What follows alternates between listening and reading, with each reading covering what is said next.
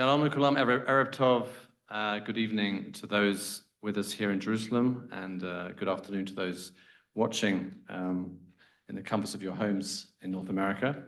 My name is Paul Gross. I'm a Senior Fellow here at the Menachem Begin Heritage Center in Jerusalem, and it's my great pleasure to welcome you to the latest in our series of collaborations with the Z3 Institute, where we bring speakers that have contributing to the world of ideas in Israel and Zionism, and in particular, authors of important and certainly in this case, I think, especially courageous new books. We're going to be hearing from the author of The Case for Dual Loyalty, Rabbi Nolan Lebovitz, momentarily. I just want to add that the intriguing thing for me when I saw this was that I recalled an experience when I was at a Zionist youth movement growing up in the UK, and we were asked by our counselors who we would support were Israel to be playing England in the World Cup final. Leaving aside the fact that I think it's more likely that the Ayatollah Khamenei would convert to Judaism and make Aliyah than Israel would reach a World Cup final.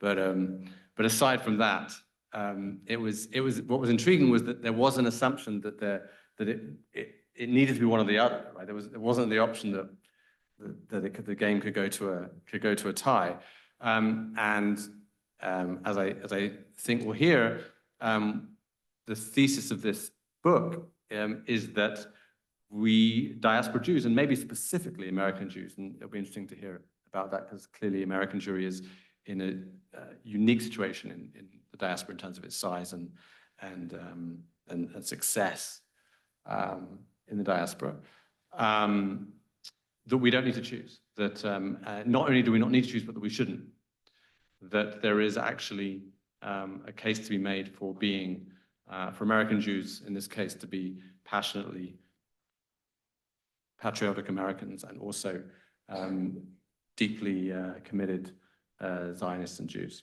So I really look forward to hearing from Rabbi Lebovitz from his thesis, and with him asking the questions, putting the questions to him, leading the discussion is our friend David Hazony. I'm going to introduce them both, and then I will leave the stage, and you will have the chance to hear from them, and then there'll be a bit of time for questions afterwards. So firstly, I'll introduce Rabbi Nolan Lebovitz, who's the senior rabbi at Valley Beth Shalom in Encino, California. He's on the executive board of the Zionist Rabbinic Coalition, and he is also an adjunct fellow at the Z3 Institute. He wrote this book following the events of October 7th, which I think is also notable and important. He is a Fulbright scholar and spent time here in Israel studying at Bar-Ilan University. He wrote and directed 2 documentaries, Roadmap Jerusalem in 2018 and Roadmap Genesis in 2015. He has rabbinic ordination with a master's degree from the American Jewish University Ziegler School of Rabbinic Studies, and also a PhD from Claremont Graduate University's Religion Department, focusing on his study of the Hebrew Bible. He's a grandson of 4 survivors of the Shoah, and carries an obligation to teach the lessons of our past in hopes that we can chart a more hopeful future, which we will hear about. And as I said, we're very fortunate to have back with us David Hazony, award-winning editor, translator, and author, and the director and Steinhardt Senior Fellow of the Z3 Institute. We've heard long-time viewers, listeners, attendees of our events will know that he's been here speaking about many of the books that he's been involved in, including very recently Jewish Priorities and Young Zionist Voices. He's the former editor-in-chief of Azure and the founding editor of The Tower. His book, The Ten Commandments, was a finalist for the National Jewish Book Award, and his translation of Uri by Yosef's The Angel was a winner of the National Jewish Book Award. So I'm really happy to welcome David Hazony and Rabbi Nolan Lebovitz.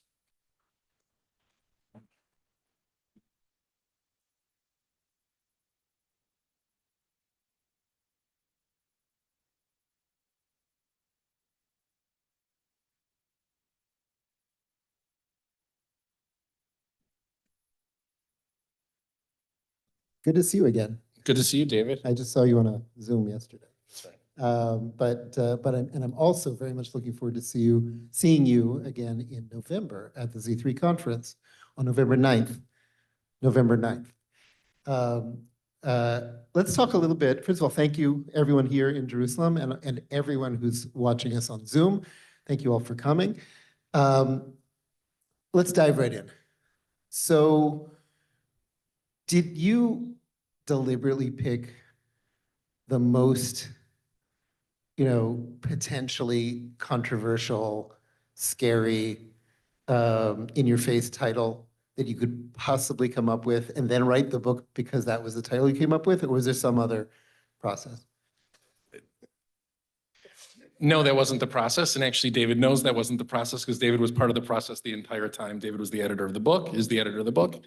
And the process of writing this book actually began before this book because the very first High Holiday sermon I gave at Valley Beth Shalom was about an experience standing in JFK with my family. Before I started my pulpit there, we went on a long vacation to Israel, and I was standing in the hallway at JFK. And on one side, we were getting ready to board an El Al flight. And I don't know if anybody's boarded an El Al flight in their life in JFK, but somehow everybody starts inching towards the gate, like we just feel it's coming, and they tell you back up. We just inch toward it, and it was chaos. It's like the Red Sea. The Red Sea, right? Exactly. Yeah. And on the opposite side was this totally serene, tranquil boarding of a flight to Maui. They looked as happy as could be. They had laser on there. They were wearing flip-flops in New York. They were like already in Maui. And the people on the right side boarding the flight to Israel were already in Israel. Were already in Israel. That's exactly right. And I stood there for my first High Holidays, and I explained to the congregation, I think it's my job to encourage them to choose the flight on the right. That's part of what my job is to be a rabbi in the 21st century, is as calm and serene and refreshing that flight on the left is, part of our experience is to choose that flight on the right. I didn't know how important that sermon would be. And Paul, we've got a little echo feedback. Can you just maybe turn down the mics a little bit? So I didn't know how important that sermon would be, but somebody recommended that David reach out, and that sermon ended up being part of the Jewish Priorities book. That was 65 essays about the Jewish future, and that book was published on what day? October 24th. October 24th, 2023. So we all worked very hard to get that book out, and then October 7th happened. And then suddenly I woke up, and of course we'll tell the story of October 7th, which is very similar to most rabbinic stories of what it was like on October 7th. But there was an email shortly thereafter sent by Wicked Sun, the publisher, that said, we hope everyone continues to support Jewish Priorities. And by the way, if you have an idea for a book following October 7th and the events that are ongoing, please let us know as soon as possible, because we feel like timely books are meant to come out in this time period. And that, of course, was the invitation that I needed. But I, because of who I am and because of my family, and because even tonight I felt it walking into the Menachem Begin Heritage Center, it's an incredible honor to be here. And I think that my grandparents could not have imagined that that I would be speaking here at the Begin Center tonight in Jerusalem about a book that I wrote about American Jewish identity. So I appreciate it in that sense. And because I talk about my grandparents a lot, people like to come up and play this game with me all the time. And the game is, Rabbi, do you think that right now this is comparable to Germany in 1933 or Germany in 1939? And that leads me really to two different understandings at the same time about American Jews. Number one, we really see everything through the framework of the Shoah experience, because most of our families were impacted by it.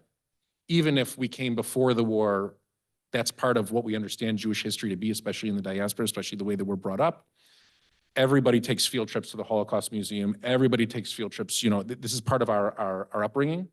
And it also leads me to believe that most Jews in America, and I would argue in Israel as well, are totally uneducated about all other episodes in Jewish history. And so it's the one framework, the context that we can all use. It's a language that we can all use to share our anxiety. Because if people understood, if I ever responded to somebody and said, no, I actually think it's more like Spain in 1391, they would have no idea what I'm talking about. And if they understood the Shoah's real context of what was going on in Germany in 1939, like, God forbid any of us be here if we thought it was Germany 1939 or Germany 1933 for that instance. So that on top of the atrocities of October 7th, on top of the day in, day out, we in LA are in an area heavily populated with not only Jewish families, thank God, but also Israeli families, thank God. And Israeli families are a little bit different in the sense that they're not necessarily members of our community, but when things happen like October 7th, suddenly the floodgates open. I happened to be one of the first rabbis in the area that began every Shabbos offering a prayer for the soldiers, a prayer for the state of Israel, and I began reading the names every Shabbos of soldiers who had been killed fighting. I began reading the names following October 7th of those who were kidnapped. I began reading the names and the names and the names because this was not a war that was happening somewhere else. This was happening to our families. And I wanted people to understand that these were happening to real people in the Jewish family that we all knew. And of course, it became very personal for my wife and myself and the congregation for that matter, because I walked in on October 7th and I began talking about the one text message that we received that didn't say we're okay. It was written to my wife by Rachel Goldberg-Polin, and John and Rachel are friends, and in many ways my congregation walked that path. We tried our best to walk that path with that family, and all the way to the funeral that I flew out for last year. And so it was a very emotional time, and I sat there every week, week in, week out, and I wondered, why isn't there a book that tells us about the significance of peoplehood and the importance of Jews seeing each other as family and the centrality of Israel, not only as a land, not only as a state, but as an idea to who we are no matter where you live in the world, whether you live in America or you live in Israel or whether you live in some other place at this point, and that some other place is becoming a smaller and smaller percentage of global Jewry with each and every day, each and every passing day.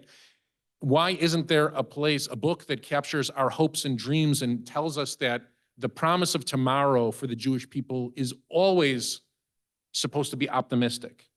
And we're always supposed to be creative in terms of shaping our own tomorrow with a certain degree of agency that people wouldn't think that we have, but we always have. Why don't we have that? And as I was thinking that and thinking that and thinking that on the bima, in my very fancy chair that I sit on the bima off to the side, all of a sudden I got up at some point as I was thinking this, how sad it is that that book doesn't exist. And I walked up to the microphone on Shabbos morning and I said into the microphone, please rise, page 139, Seder Hotzat Torah.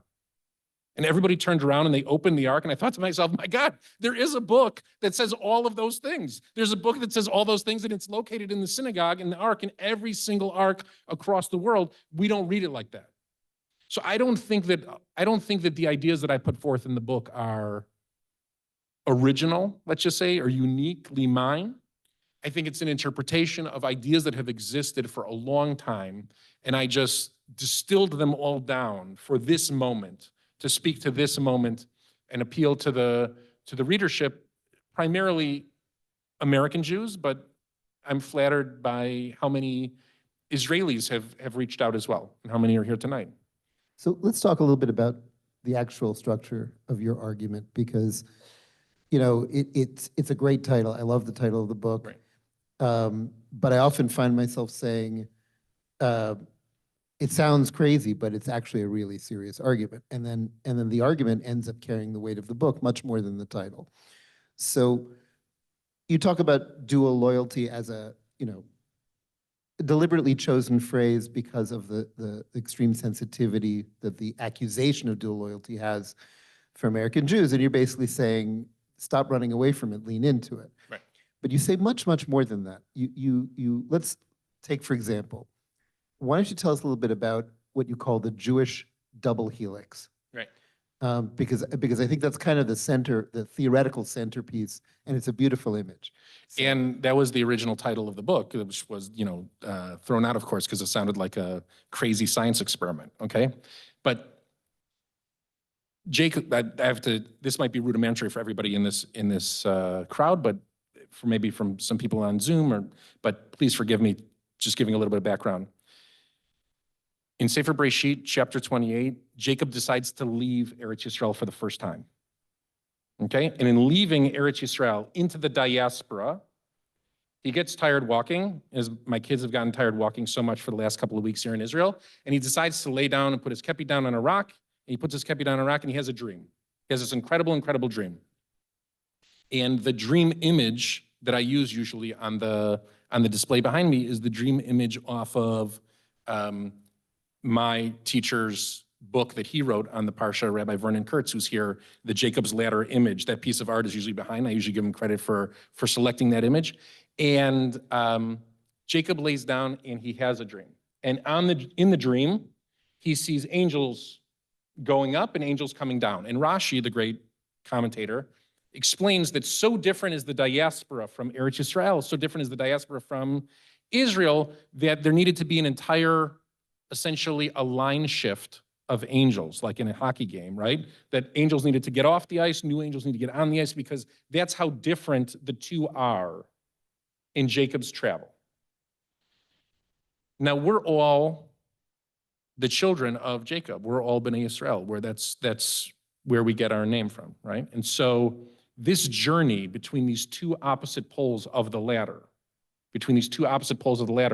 that's all of our journey as a people. And I talk about this a lot in the book. I use some statistics. At this moment in time, more than 90% of global Jewry live in two places. So I hate to be, unsympathetic, or cast any kind of negative light on the Jews of England or France or South Africa or Australia or whatever. But basically, the future of the Jewish people rests on the future of two Jewish communities. There will be less Jews in France next year than there were this year. And after the following year, there will be less Jews in France then, and then. That number, 90%, will continue to rise in terms of how many Jews are in the United States and Israel and the United States. We stand today as the two poles of that ladder. And the only way we ascend up towards the heavens to a better future is actually by strengthening the rungs that connect the two poles of the ladder. Now, this isn't a brilliant idea. This is the ladder image, right? Of course, that is presented to us in the Torah itself. And that image seems to me a little bit outdated. And so I took the ladder and I began to twist it around in my mind, and I turned it into the double helix of the DNA. And that double helix image, I think, is actually embedded in every Jew. Every Jewish family story involves some travel between Israel and Chul, which is my favorite way of expressing diaspora, of course. Chul, right? And Chutz la'aretz, like Israel is this enormous, like they're equal in some way in terms of size. But there are very few families that I've met in my life that say, I go back 100 generations inside of Israel. We've all traveled to a certain extent. We've all traveled. We've all been outside. We've all been inside at different times. And I think that for the success and for the hope of a better Jewish tomorrow, both for American Jews and Israeli Jews, we have to understand that strengthening this relationship between us is essential to ascending the ladder towards a heavenly future. And so I think that's actually embedded, that promise of the Jewish DNA is embedded in each one of us. It's a really beautiful image, and thank you for that. I wanted to ask you, so we've had, some time has passed. You wrote the book in the months after October 7th. It's now, you were writing, say, in the fall of 24. I was writing in the spring of 24. The spring of 24, okay. Right. So now we're The more summer than of a year 24. after that. Right. And there's been an explosion of anti-Semitic hatred across the world. The war here has continued with battlefield successes that really upset the anti-Semites around the rest of the world a Right. lot. Well, there's a lot that upsets the anti-Semites. There's a lot around that upsets them. I want to ask you, but you will need to answer in the mic because of the people on Zoom. Do you think there's anything you would have written differently if you were writing the book now than more than a year ago? Or do you think that it's deepened your consciousness of this issue in some way? I think the book is more relevant today than it was a year ago in some ways. How so? I think that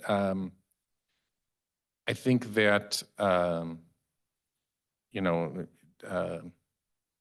podcasters like Tucker Carlson and Joe Rogan have called into question Jewish loyalty on a couple of occasions in the last several months. They've called into question, you know, whether or not the United States should support the state of Israel in Iran, whether we should get engaged or we should not get engaged, who's pulling the strings because they engage in all of these, you know, all of this nefarious new blood libel type telling of scapegoating that's going on, and I think that you can clearly see that's coming from the far right, in terms of the media, and the far left might be even scarier. The far left is the rise of Mamdani and talking about how, you know, globalize the Intifada and Intifada in the streets of New York City might not be a bad thing, and how he doesn't want to police anybody's language, so that these calls they should be allowed, because we shouldn't police one another's language. Even though he wants to police everyone's ideology and pocketbooks, we should allow him to say that. I think that it's clear to everybody who lives in the United States that every time Jews are murdered in the street and people scream, "Free Palestine, River to the Sea, globalize the Intifada," like those phrases were used when they murdered 2 Jewish young people in Washington, D.C., or when there was the attack in Boulder, Colorado, or on and on and on and on. I think that it's clear that that language isn't just language. That language calls for violence, and we see the repercussions of it in the United States over and over. So I think that the book, I try my best to not adhere to either ideology, right or left, in the United States. I talk about in the book, and I gave this talk at VBS. I don't see any merit anymore in being loyal to either party. Right? No Jew should see themselves as absolutely a D or an R. We're much better, and this is part of the message of the book, we're much better off as a people if we see all of ourselves as J's. All of ourselves as J's. And we begin to judge people in terms of how they will be a J candidate. Once we start doing that, we have a much better shot. I'm not saying that just for Jews, by the way. I give the same talk whenever I'm in churches. So I think, tell me, I've said this in front of, you know, church congregations, tell me your view on Israel and I'll tell you the merits of your character. I don't need to know a whole lot more, right? You tell me, let's start the conversation. I used to go to interfaith breakfasts as a rabbi, and we would have a talk. The Jewish group would have a talk ahead of time, like what we wanted to engage in and what we didn't want to engage in. And it was just understood that, like, what we wanted to talk about were local issues and how everybody could get along. And Israel was usually tabled and not discussed for any reason, because if somebody held different positions on Israel, that shouldn't prevent us from being friendly with one another, right? And the dominant thought at that time was we should all know clergy in our neighborhood, irrespective of ideologies and whatnot. I don't believe that anymore. I don't believe that. I believe in opening with Israel. I believe in opening with Zionism. I believe in opening with transparency and saying, these are the things that I believe. When you walk onto Valley Beth Shalom's campus, the first things you see are the American-Israeli flag. As you walk through, you might see, you see all of the faces and names of all of the hostages that are still being held in captivity. You walk past signs that say, you know, we stand in solidarity with Israel over and over again, whether you're in the synagogue or the day school or the preschool, you see flags all around.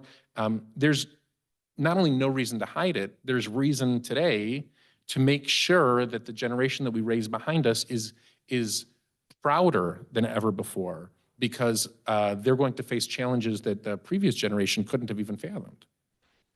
I'm so much of what you say is intuitive, and I'm trying to put myself back into a pre-October 7th lens to recall what the Jewish world looked like at the time. And I lived in Washington for 4 years in the 20-teens, during a period that in Washington is called Obama 2. Everywhere else is called 2013 to 2016. And I remember driving by a synagogue and it had a big sign out front that said, "We stand for Israel," in big letters. And then in small letters, it said, "In its quest for peace." Okay? Which struck me as a tremendous conditionality that was being placed. It was basically saying, when Israel's making peace, we're there. When Israel's being, all those horrible other people who are not successfully achieving peace in their eyes, then we don't. And that was completely normal. That was in many ways a regular way of sort of threading the needle between a very specific ideology about what needs to happen in the Middle East versus those who want to see support for Israel expressed. But you're coming from something different. You're describing Israel as essentially loyalty to Israel, and also, simple fact that it's not just your synagogue that has two flags. No, it's every synagogue. Every synagogue I've ever attended in the United States has two flags. It was completely normal to have the two flags, and then to say, but don't accuse us of dual loyalty because we're completely Americans and we love Israel in its quest for peace. Right. You're coming from a very different perspective. You're saying it's almost as though you're saying the point isn't exactly Israel. The point is a much more ancient core Jewish principle, which is loyalty to the Jewish people. And Israel is a very big chunk of the Jewish people today. Right, Israel is the most significant last chapter of that story of Jewish peoplehood. But the concept of Jewish peoplehood, I think, is one that got lost. And this is the part of the talk when I do at synagogues that sometimes upsets rabbis who are sitting on the other side with me. I think that we have to accept a certain responsibility that the pie chart of Jewish values that's been taught in America needs to be recalibrated to a certain extent, right? So when I came out of rabbinical school, we were prepared to teach Tikkun Olam day and night because we were prepped with Talmudic sugiyot that supported Tikkun Olam. We were prepped with sermon material that supported Tikkun Olam. We were introduced to organizations that supported Tikkun Olam. And Tikkun Olam means repair the world, but it really meant like a progressivism, a kind of social justice Judaism that we thought was the future for young people that could get attached to. What that meant was that the pie of Tikkun Olam had to be really big because you only get so much time with people in synagogue. And the truth is that the Zionism and the peoplehood and all the things that I grew up with, both as a result of the institution in which I was raised, the institutions in which I was raised, and the family in which I was raised, they were all somewhat more muted because they got relegated to a smaller slice. So we really need to understand what the North Star is here, how we correct ourselves. And I think that I stand in that way on the shoulders of giants. The reason I have the iPad is so I can pull out quotes when I need it. And of course, one of the great quotes of the book is Louis Brandeis in 1915, just because I want people to know that these ideas existed for a long time. He wrote, "There's no inconsistency between loyalty to America and loyalty to Jewry. The Jewish spirit, the product of our religion and experiences, is essentially modern and essentially American. Indeed, loyalty to America demands rather that each American Jew become a Zionist." And I would add on to that a final sentence, and that loyalty to America demands that each American become a Zionist. That's the claim that I'm making for Americans. The claim that I'm making for Jews is that we need to once again devote ourselves to Jewish peoplehood. And in that quest for Jewish peoplehood, we actually become loyal to two different great ideas, a great idea of America and a great idea of Israel. So how did this happen? I mean, you go back to Brandeis, you go back to the Joint Distribution Committee that helped Jews around the world. You go back to, and all of these philanthropists in the early 20th century who were very involved, not just in helping build the state of Israel, but also in helping, Hayes was created to help Jews escaping Europe. Right. I mean, there was always this family instinct to help Jews around the world. By the time I was in Washington when anti-Semitism blew up in France, the Hyper Cacher attack and all of that. And I remember feeling like, where is American Jewry for French Jewry right now? Why aren't we seeing like massive delegations of major Jewish leaders flying to France and supporting people? There's no major efforts to raise money for the Jews of France. I mean, it feels like that piece of the pie shrank at a certain point for some reason. And I'm wondering, maybe we need to kind of get under that, or to understand that in order to be able to know how to fix it. Right, so I think that a good example of how we've corrected it following October 7th is the pogrom that happened in Amsterdam. I don't know if everybody remembers the pogrom that happened in Amsterdam, right?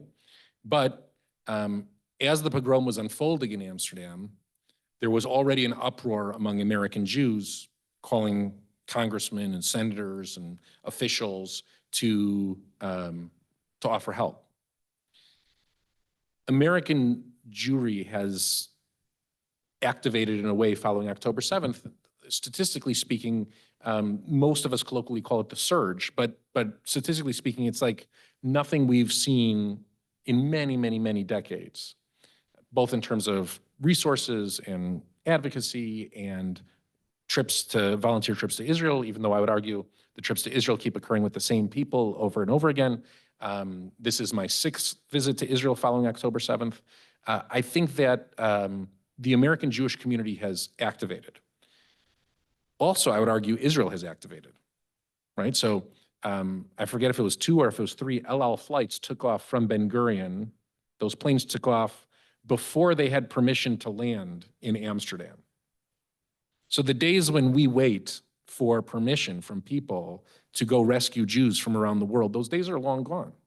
Those days are long gone. In some ways, we've come back to an Entebbe mindset. And I think that we have to have an Entebbe mindset at this point. We're searching for heroes. And I think that the answer is, and this comes at the very end of Herzl's introduction to the Jewish state. At the very end, he said, old prisoners do not willingly leave their cells. It's going to take a younger generation to push this rock up the hill. There's been a whole lot of ire at the younger generation in the United States and about everything that's been happening on college campus. And I think there's a whole lot of promise with the younger generation as well, both in Israel and the United States. Following October 7th, we came here on my first trip was part of the Board of Rabbis of Southern California, came here at the end of November, so it was like 6 weeks, 7 weeks after October 7th. And then 2 weeks later, I returned with the first VBS mission. That mission was something special, and those were incredible Zionists from our community. 25 of us came, and we went to volunteer at a place called Shokedah. Okay, Shokedah was a checkpoint that served soldiers coming off the front lines. My phone told me we were in Gaza, that I should turn back, I was entering a war zone, but the guide told me not to worry, Gaza was like in another 20 feet, so it wasn't a problem, okay? The Israeli guide, he allayed all of our fears. Not to worry, we're not in Gaza, Gaza's there, we're right here. So we stood there and we made sandwiches and we made shakshuka and we did laundry, and soldiers came with Humvees covered in schmutz and with faces like they had seen the worst, of humanity. And they would come and we would make them sandwiches and offer them Coke Zeros and coffee, and they'd smoke cigarettes and they'd sit by themselves, or they would sit and talk to us. And I have to tell you that I brought my son on that trip, who's sitting here today. And it was right before his bar mitzvah. He was 12 years old, and he made sandwiches for soldiers. Now, just to give you an idea about the Rahmanis of those soldiers, okay, the compassion. My son doesn't make sandwiches for himself in Los Angeles. So whatever the sandwiches were that he made for those soldiers, they took them, they were so grateful. They told them that it was delicious, and hope to God that it was, because they were getting off the front lines at that moment. And a soldier put his hand on my son's shoulder and said, "I'm fighting for you." In what world does that make sense? In what world does it make sense that a 19 or a 20-year-old from somewhere here that is fighting in a battle because of a border dispute, or because of a border incursion, because of a massacre that happens somewhere across the world, would be fighting for a child across the world? That it only makes sense within the context of peoplehood. And it only makes sense in the context that this isn't a war that's focused on a territory or a border. This is a global war against the Jewish people. And the only way that you can understand the explosion of anti-Semitism that's in New York, the explosion in London, the explosion in France, the explosion in every corner of the earth, is to understand this as a global attack on the Jewish people. And once people understand that, I think then it becomes apparent that peoplehood is the only response, that I actually carry with me an obligation not only to that young man who's fighting in Gaza, I carry with me an obligation to the Jews who were hiding that night in Amsterdam. I carry with me an obligation to the Jews that were attacked today in Rhodes. I carry with me an obligation to Jews everywhere, because those kids could be my kids, and my kids are those kids. And the two kids that were killed in Washington, D.C., any Jewish American would have loved to have their daughter get that internship and work their way up their way in the embassy ladder. And the idea that Sarah Milgram was murdered, and the entire Jewish world didn't just lose our minds, shows a certain acceptance and complacency that can't be acceptable to anybody. We can't accommodate this anymore. We can't accommodate. But that's in our nature. Our nature is that we accommodate and we accommodate and we accommodate. And the moment that she was murdered, and the person came into the museum, and we offered the murderer a cup of water, and the murderer stood and screamed, "Free Palestine," that phrase should have been outlawed, or at the very least, should have been frowned upon immediately throughout the United States. The idea that it's not is a shanda not only for the Jewish people, but for the American people. And that's my point, because the future of America rests in so many ways on the future of American Jews. I think I'm detecting between your very, very strong and harsh words an undercurrent of optimism. Am I right? No, there is an undercurrent of optimism. There is an undercurrent of optimism, because I think that there's a core group of American Jews who have woken up. There's been an awakening. And I think that following October 7th, there was a misunderstanding that we were profoundly alone. We're not alone. We're not alone. So I went to a conference in Washington, D.C. with the leadership of the Zionist Rabbinic Coalition. And an evangelical pastor stood up in front of us and said, Jews in the United States are not alone. My kids will go and march and fight for your kids, even though you wouldn't want my kids to necessarily come into your house and share Shabbos dinner. I thought to myself, could that be true? His kids would come and fight for. I didn't have any sense that there was anybody out there standing up for us anywhere. So I did the craziest thing possible. I came back to Los Angeles, and I called a colleague in a church that's located 3 miles from our synagogue. And I said, timidly, would you like to have coffee with me? And he said, sure. So he came to the synagogue. We had a cup of coffee. in Los Angeles now, we have a gourmet barista stand when you walk into our synagogue. It's absolutely lovely, and people get very impressed by it. So we have our gourmet coffee, and then we walk around the campus, and he sees all the expansion that's been going on. He hasn't been there in years, blah, blah, blah. And he's the senior pastor of Bel Air Church. Bel Air Church is a giant church community. President Reagan attended services every Sunday famously at Bel Air Church. And when Pastor Drew gave me a tour of Bel Air Church, just to give you an idea of how different the perspective is between Jewish and Christian, let's say, seichel, he walked me through the sanctuary, and he said, "Do you see this seat right here, this pew?" I said, "Yeah." And he said, "You see this little star?" Now, David, I'm telling you, the star, it was smaller than a penny. It was a golden star. It was smaller than a penny, and it sat on the back of a pew on the aisle. He said, "This star is here to remind us that this is where the President of the United States sat on Sundays." And I smiled and started to giggle. And he said, "What are you smiling about, Nolan?" I said, "I'm smiling because if ever a president of the United States walked into our synagogue, we would cover that chair with lucite glass, and we would have a donor put a giant plaque on the side of that lucite glass, and it would say, 'Here sits the chair where President of the United States sat on this day, donated by the Strauss family. Thank you to the Strauss family forever and ever for putting this lucite glass.'" But here, it was amazing. So anyhow, he came to the synagogue, and so we've become friends since this point. He came to the synagogue, and I said, "Pastor Drew, I built up the courage and said, what have you done since October 7th in your community to discuss Israel in any way?" I was terrified because I expected in my office that he was about to say nothing, or even worse.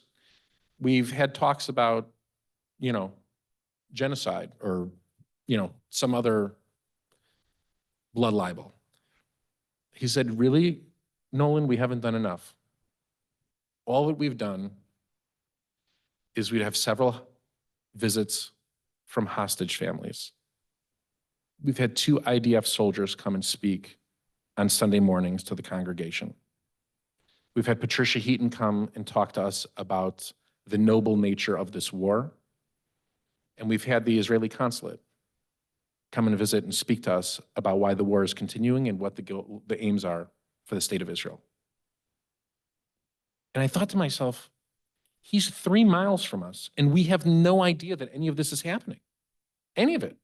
And I'm not the only, I'd like to think that I'm the most dim of all the rabbis in the community. None of us knew. Nobody knew around the country that we had so many friends, that there were people around the country who agreed with us, profoundly agreed with us. And I would say, I think that the vast majority of Americans agree with us, because if you look at the last election, most of the people who won their elections, whether for the Democrats or the Republicans, were candidates that had positive views of Israel.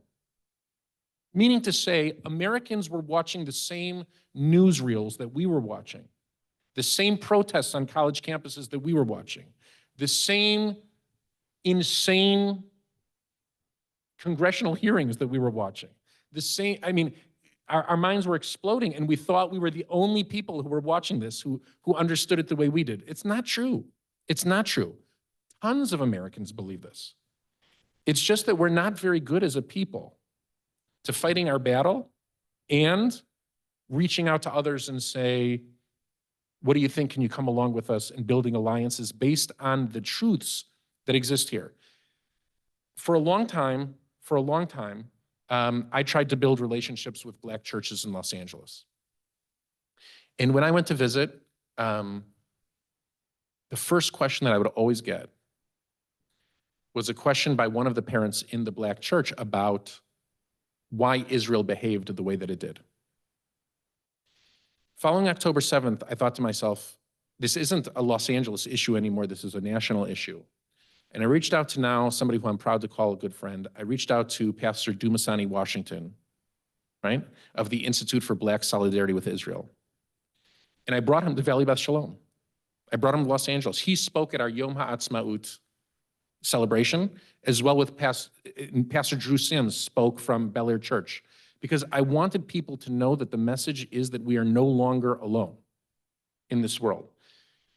And I think that actually the promise of America The promise of America is that we're not alone, and there's a promise of self-correction. Now, granted, in America, we don't know how to self-correct. We only know how to overcorrect because we only get two choices. So you like what you got or you want to change. So people, that's the only two choices that you get. So we only overcorrect, and then we overcorrect from the overcorrect, and we overcorrect from the overcorrection. And that's kind of how the pendulum swings in the United States. But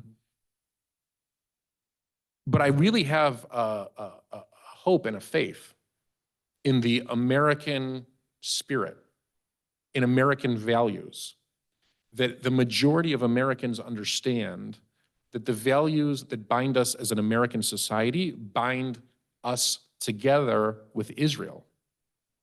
Not because there are Jews in America and Jews in Israel, but because we both carry the kind of liberal light that's meant to illuminate the world. And I think it's the only hope for tomorrow.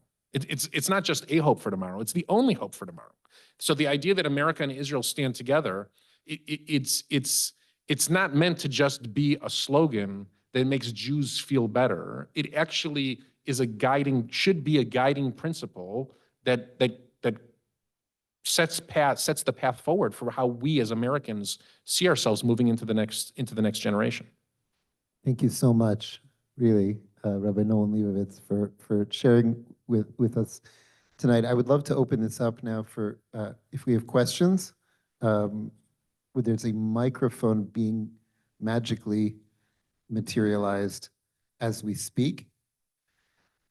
I will take this moment to say that I too am optimistic, which is why we published Young Zionist Voices, which we did a great event for here when it came out. And we have another student-facing book coming out by Isabella Tabarovsky, who happens to be here with us tonight. I'm very honored to have you here, Isabella. Fantastic author. I was a little bit upset and offended by Young Zionist Voices. Because you're not young. Because I was considered not young anymore. That's exactly right. I realized when the book came out that I was not asked because I was not young. You don't know how many people I know who got mad at me because they weren't included because they were too old. But the book is called Be a Refusenik, a Jewish Student Survival Guide, and it's coming out this fall. And we can't wait to bring Isabella to Valley Beth Shalom. That's right. Okay, questions. Start with Isabella. So I'm curious, first of all, thank you so much for a fantastic talk, really captivating. I'm curious what reception you've had, the book, what's been the reaction to the book? Obviously, it's a complex issue just based on the title alone. So what have you seen and heard so far? Right. So most of the complexity of the reaction is by Jews who are loyal to one party in America or the other.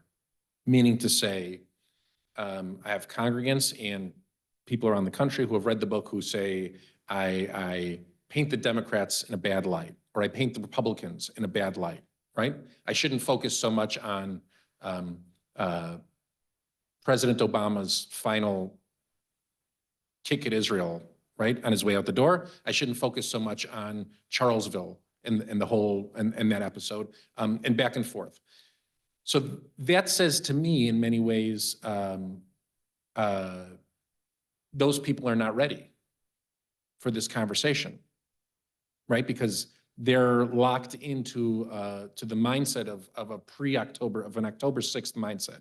And we can't be October 6th Jews any longer.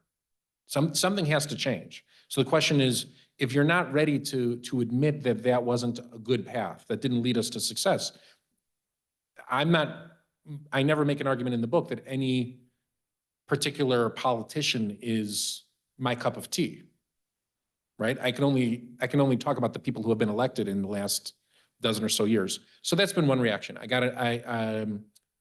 pushback has come from rabbis who think that I paint the rabbinic endeavor and our relationship to Tikkun Olam. I paint Tikkun Olam as too simplistic. That also has been pushback. Outside of those two categories, the book has largely been well received. And I think that's good. I mean, that means people are reading the book.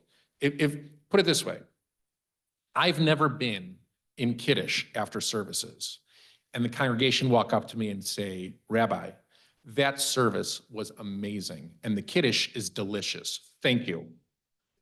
Right? So I don't know how many Shabbos services I've been in my life, 1,000. It's never happened to me.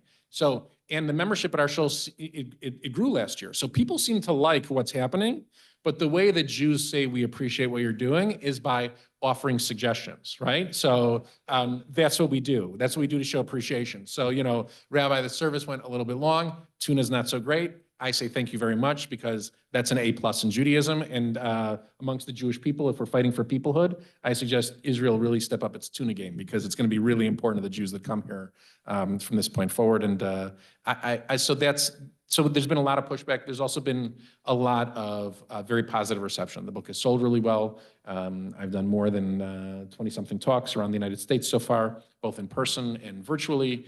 And I tell communities all the time, it's wonderful to travel around the country. It's wonderful to get a taste of all these different beautiful communities.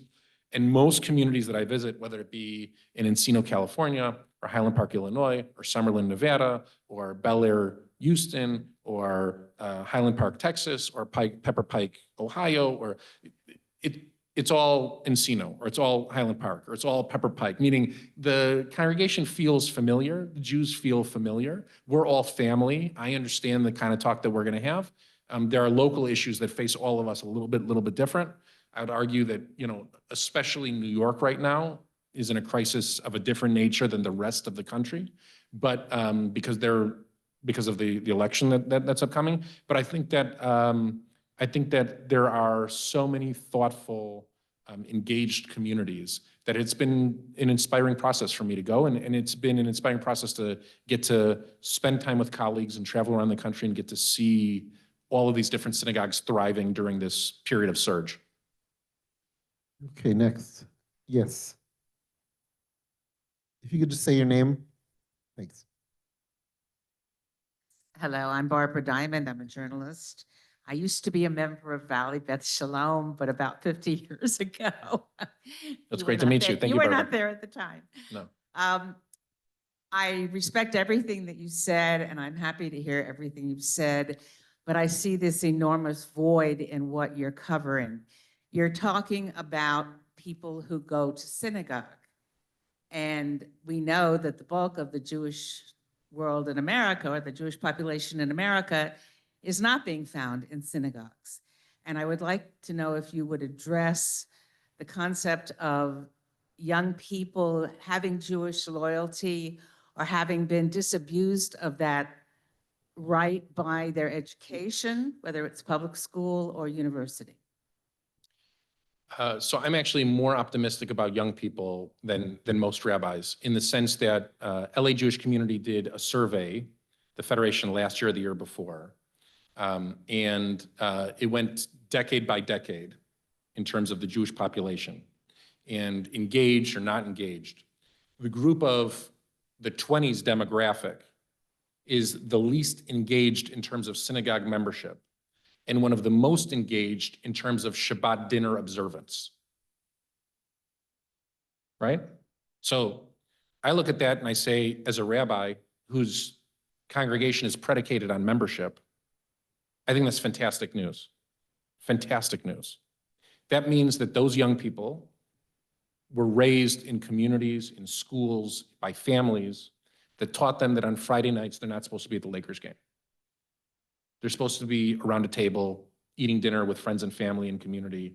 And whatever that looks like for them, it's a step in the positive reaction, in a positive direction, because what happens to people who are disengaged in their 20s and 30s is that they become engaged at this magic point when they have kids and suddenly need a preschool to join in the Jewish community.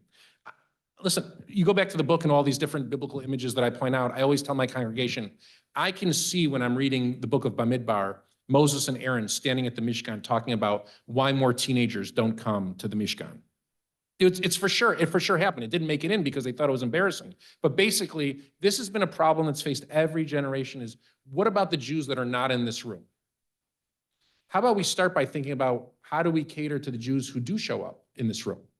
Because the Jews outside of this room are going to take the lead from most of the people who come out of this room and say, I really heard this, amazing talk, even though he ignored this very important thing that's happening in the Jewish world, right? Or I heard this most amazing sermon in the service, even though the Kiddush was shvach. Or we went to this whatever, you wouldn't believe it. I went to the LA Jewish Symphony, I went to the Jewish theater, I went to Yiddish theater, I went to whatever. It was very inspiring for my Jewish identity.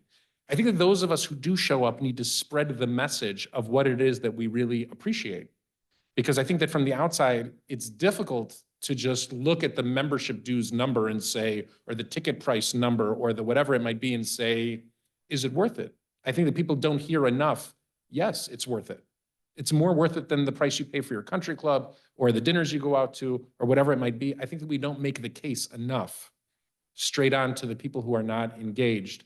And I think that the number of Jews who are not engaged is going to shrink in light of this new post-October 7th context. I would just add to that, I think that our tradition of looking at synagogue affiliation and membership as kind of the bellwether of Jewish engagement, it's a bit out of date. I think there's a lot of studies that show that there are many other forms of engagement, especially things like One Table and JCCs, which I happen to be close with, but I did a little research and found that the total number of people who walk through a JCC monthly is about 1.5 million. 2/3 of them are Jews, right? Which means about 1 million Jews each month are finding something at the JCC that's not just the gym, something that is disproportionately bringing them to the JCC. So there are all these other pathways of affiliation, of engagement, and part of the challenge that faces the Jewish sort of overall Jewish establishment is how to bring what you're describing to meet people where they are and to engage with them on these issues such as Jewish loyalty through the channels that match their relationship with engagement, which I think is a little different. We have time for 2 more questions. Yes, yes. And then Gil. I'm Vernon Kurtz, Rabbi Vernon Kurtz. It's a pleasure to listen to Nolan. We go back a long way. I was his family's rabbi. So, as you know, I served the American Jewish community for 43 years. We live here now for 6 years. So I have interesting perspectives in that realm. Pre-October 7th, this was a very divided country. Judicial reform was just one of the issues. Post-October 7th, we became very united. We're basically back to a very divided country again. How do you deal with the sense of loyalty and criticism of Israel, which is both rabbinic as a sense of the prophets, and at the same time a sense of loyalty, making sure the congregants come to it out of a sense of love and not just out of the critical nature of what they see, hear, do, etc. So thank you, Rabbi Kurtz. Thank you for everything, by the way. But that question comes out in most of my talks in this form. How should I support Israel if I disagree with its government? And I say, well, that's a question that more than 50% of Israeli citizens struggle with each and every day, right? How do they support Israel and not support the government? Because they don't particularly like this government. So here we are in a moment where I feel like, and again, I talk about this a little bit in the book, I think American Jews and Israeli Jews are actually more united than they think in this issue, in the sense that most American Jews want to support Israel, and most American Jews want to understand best how to stand in some way in opposition at the same time. I think that standing in opposition is a tricky position when you're living in the diaspora. I think standing in opposition has to be dealt with in a really sensitive way.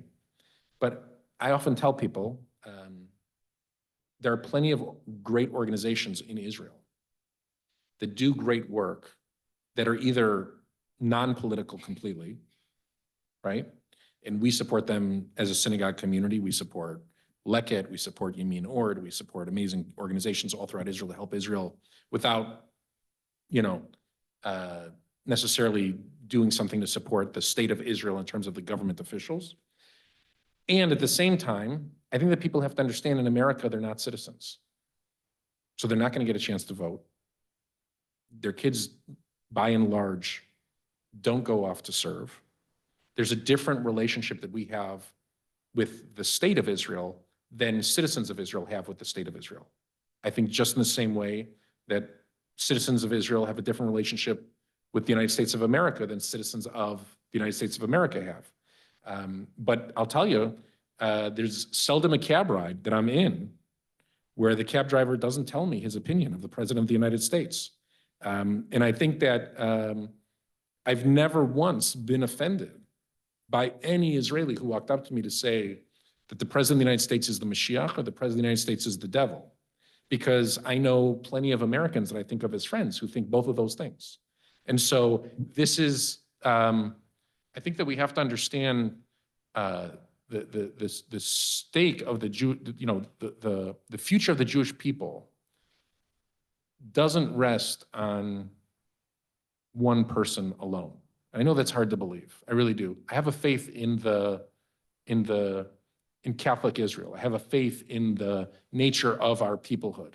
I have a faith in the idea that we will be able to solve the problems that challenge us.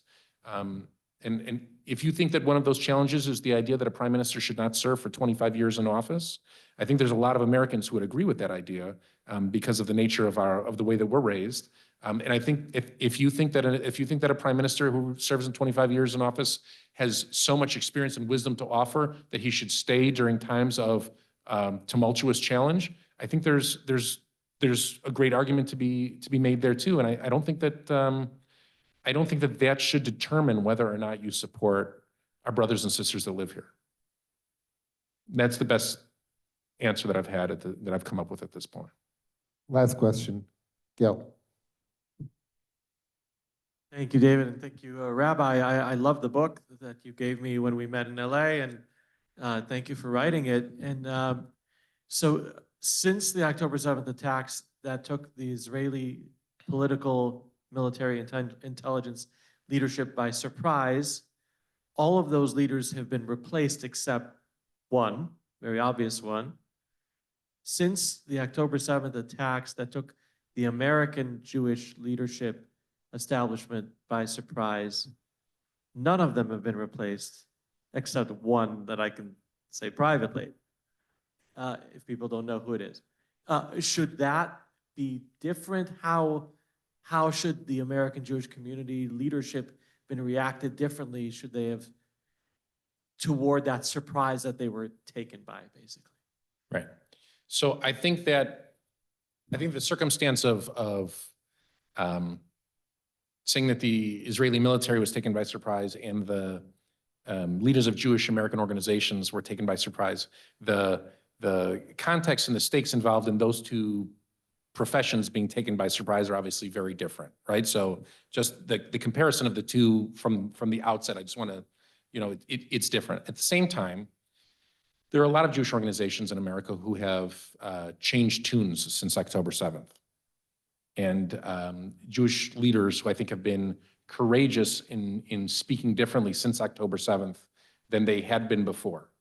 And they've met challenges within their organizations for doing so, and some of them have stepped down, been replaced in LA because of COVID, because of a whole host of reasons. Most of the senior leadership of major organizations in Los Angeles have all changed within the last 5 years.